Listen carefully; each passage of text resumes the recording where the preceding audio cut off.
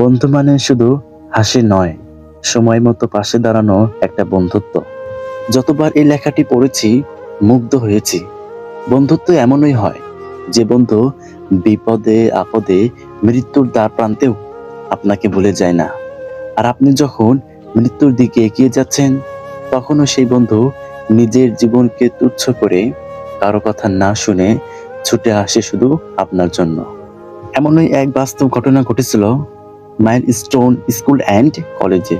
মাইলস্টোনে দুর্ঘটনার পর বেঁচে যাওয়া একজন ছাত্র তার আহত বন্ধুকে ক্লাসরুম থেকে ফিরিয়ে আনতে গিয়েছিল। ফায়ার ব্রিগেডের অফিসার বাধা দিয়ে বললেন, এর কোনো মূল্য নেই, তোমার বন্ধু অবশ্যই মারা যাবে।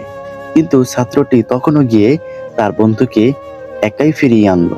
মৃতদেহ দেখে ফায়ার ব্রিগেডের অফিসার বললেন, আমি তোমাকে বলেছিলাম এর কোনো মূল্য নেই, সে মারা গেছে।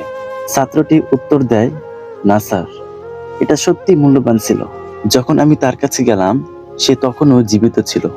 আমার বন্ধু আমাকে দেখে হাসলো এবং তার শেষ কথাটা বলল, আমি জানতাম তুমি আসবে। বন্ধু মানে যখন সবাই বলে নেই আশা, তখনও একজন বলে আমি এসেছি। বন্ধু থাকুক, পাশে থাকুক শেষ নিঃশ্বাস পর্যন্ত।